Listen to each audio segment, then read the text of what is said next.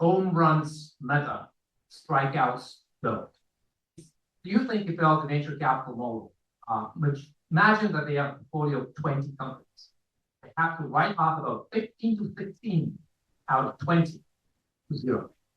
1, 2, maybe 3 investments will generate you 3 to 5x return, meaning that for every dollar invested, they will get back 3, 5. In a traditional market environment, that would be a lot. In a VC world, that's not enough because of those stages, because of those startups that fail. Only 1 out of 20 may generate 10x or 100x return. And this is the essence of the venture capital business model that defines the all of the other principles. Now, why I think this principle is so important? Because now the risk is not about failing. The risk is not about losing that 15 times out of 20, but about not making the most important life-changing deal or missing that Google from the garage that was mentioned before and not getting 10,000x return. Now apply this mindset to your life, to your career, to key decisions that you have to make as a startup. You may want to think about all you do is experiment. It's something that you try. And failure now becomes just a part of the process, and it's all right to fail. More importantly, if you fail once, twice, 3 times, 5 times, that's still all right. In case you do believe and you do feel and you think, but you may get that 10x, 100x return. That's a different mindset.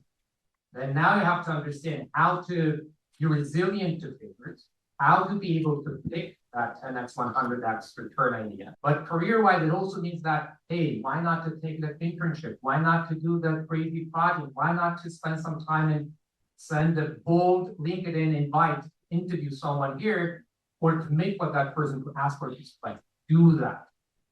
The risk to fail is overstated to some extent, especially in the beginning of a career, especially if you're just at the seed stage of fundraising. When I work as a McKinsey partner with my clients, all of them expected, okay, we will do all these analysis and then we'll make a bold, big bet. And that's then wrong. That's not how you deal with uncertainty. The way that you deal with uncertainty, you make a small bet and you wait. And you collect information. Does it resonate with the customer? Is it user-centric enough?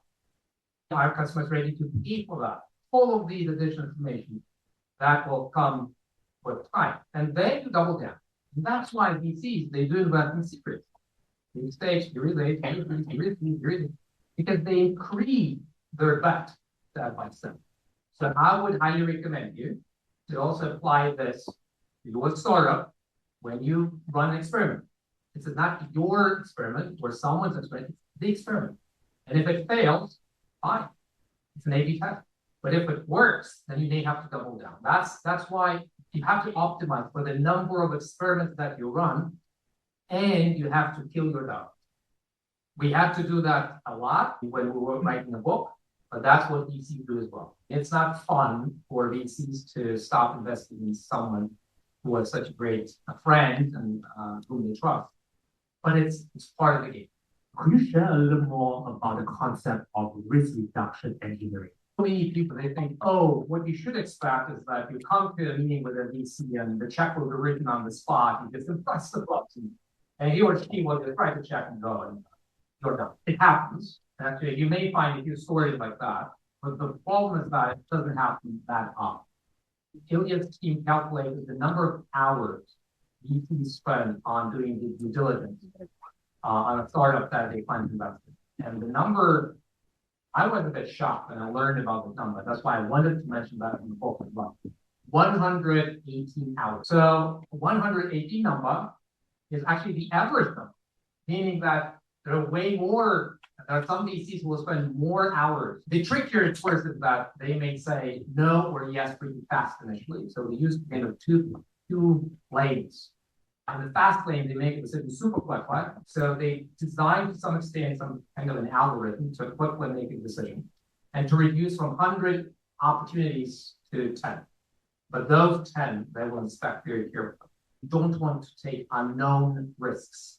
They want to inspect all these risks and to at least be aware what's will happen. What are the risks that they want to test? What are the hypotheses that the startup will test and verify? Some risks will still be there, but they want to be very well aware of those. And if you read some notes which are presented to committees at VCs, they will be focused on these risks. Here are the risks X, Y, Z, and that's the way that they plan to be addressed. Exactly the same way as when I was at Amazon, we were writing so-called 6 pages, and risks were part of that discussion. What are the risks that you're taking? How do you plan to mitigate them? What is the plan to test?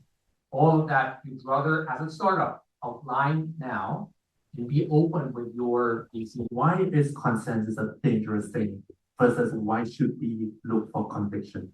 If you're looking for a true outlier, then you should not expect that everyone in the room that you discuss this idea with would agree with it. By definition, it has to be kind of controversial. Otherwise, that's not innovative enough, or that's not an outlier. So if everyone in the room agrees on that, that's actually a good red flag, especially in a situation with high uncertainty. And that's the opposite, what you would expect in a larger traditional organizations, where everyone will think in advance. And I spend too much time probably doing that. You have to talk to every single senior executive so that in the room, the discussion will be kind of peaceful. Everyone would agree and everyone say, yes, we're going, that's a great meeting. VCs who agree that partners and general partners in the room should not agree and should not have a unanimous agreement that this is the right investment.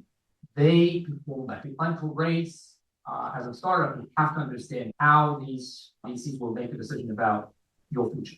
In some VCs, just one single partner is enough. You write about that in the book. One partner is enough to make a call.